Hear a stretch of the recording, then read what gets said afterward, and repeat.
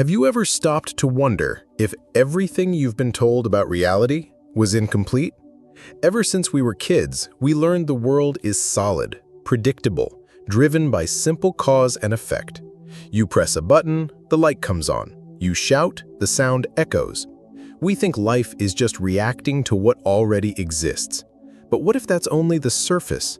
What if the universe's structure is far more flexible, and you have the power to shape it with your very own consciousness? Quantum physics began exploring that idea over a century ago. And the most astonishing thing is that experiments keep pointing in the same direction. The mere act of observing changes how matter behaves. Reality, it seems, isn't something that just happens to you. It's something that responds to you, and that changes everything. Imagine spending decades believing your mind is trapped inside your brain with no influence on the outside world. Now imagine discovering your mind is actually part of a much larger field, a quantum field that interacts with every atom, every decision, every synchrony. That idea can be unsettling because it pulls us out of the role of victim and places us center stage. If consciousness really has this power, then luck and blind fate don't exist. There are only vibrations, intentions, frequencies. And the big question becomes, which reality are you collapsing into without even realizing it? Today, you'll see why traditional science shies away from this topic and learn how to tap into this force that's already within you. What you do with this knowledge changes everything. If this resonates with you and somehow awakened something inside you, subscribe now to Darknosis. Sometimes a simple reminder is all it takes to start a new journey. In 1801, a simple experiment changed everything. It involved a beam of light passing through two narrow slits. Scientists expected the light to act like particles, going through one slit or the other. But that's not what happened. Instead of two clear beams, an interference pattern appeared, as if the light were a wave passing through both slits at once. That was odd enough, but the real shock came next. When physicists decided to observe which slit the light actually passed through, the pattern disappeared. The light stopped behaving like a wave and started behaving like a particle. The mere act of observing altered the behavior of matter. It wasn't theory, it was fact, and it repeated hundreds of times. This is the famous double-slit experiment. If you truly grasp what it means, you'll never look at reality the same way again.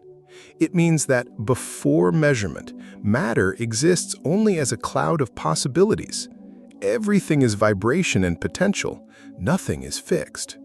But when the observer, your consciousness, enters the scene, those possibilities collapse into a single outcome.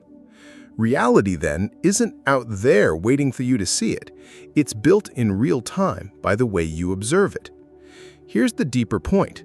You're constantly observing, through your eyes, your thoughts, your emotions. You don't collapse the world with your eyes. You collapse it with your state of being. That's why two people can experience the same situation in completely different ways. One sees challenge, the other sees a lesson. One collapses, the other flourishes. The environment is identical, but the consciousness is not. Heisenberg, one of the fathers of quantum mechanics, said, "What we observe is not nature in itself, but nature exposed to our method of questioning."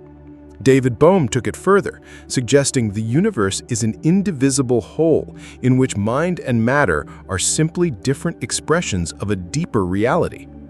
These scientists weren't talking mysticism. They were talking hard physics, mathematics, experiments. But their discoveries touched on something classical science avoided. Consciousness isn't a byproduct of the brain. It's part of the universe's fundamental fabric. Which brings up an uncomfortable but necessary question. If you are the observer of your reality, and the way you observe determines what manifests, what have you been allowing to exist? What frequency have you been holding in your field each day? in the emotions you repeat, the thoughts you feed, the words you use. Understanding quantum collapse isn't just about how the universe works, it's about how your universe works, your field, your now. Think of your consciousness as a beam of light. The more focused it is, the farther it reaches. The more scattered, the more it dissipates. Now, imagine that beam piercing the universe's invisible fabric, touching frequencies, collapsing possibilities, and shaping the reality around you. That's the clearest metaphor for how your mind interacts with the quantum field.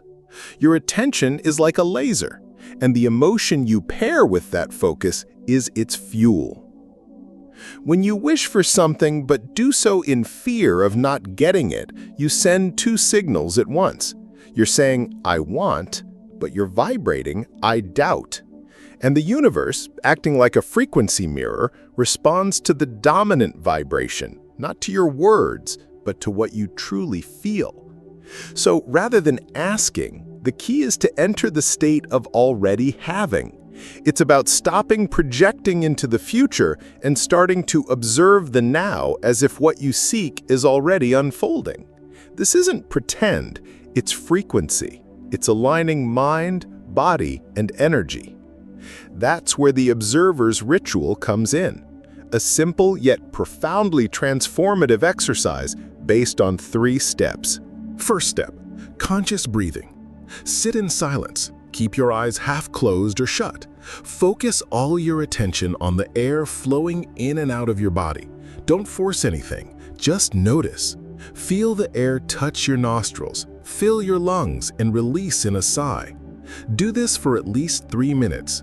The goal is to quiet external noise and synchronize mind and body in the present. Second step, vibration visualization. With your eyes still closed, begin imagining your intention already fulfilled. But go beyond the image. Bring in sounds, textures, smells, emotions. If it's abundance, feel the peace it brings. If it's healing, feel the relief. If it's freedom, feel your body light and your chest open. Don't worry about perfect details. Focus on the frequency. What matters isn't how it will happen, but how it makes you feel now. Third step, silent surrender. When you feel fully vibrating in that state, take a deep breath and release. And trust the experience as if it has been recorded in a much larger system. It's not your job to control the how. Your only task is to observe with presence, vibrate with truth, and trust the field's natural collapse. This whole process can take 5 to 10 minutes. You can do it in the morning before any interaction with the outside world, or at night before sleep to reprogram your mental field overnight. What matters most is the emotional frequency you enter. It's the password to access the field of possibilities. Neuroscience shows that when the brain engages in vivid visualization, it can't tell the difference between imagined and real experiences.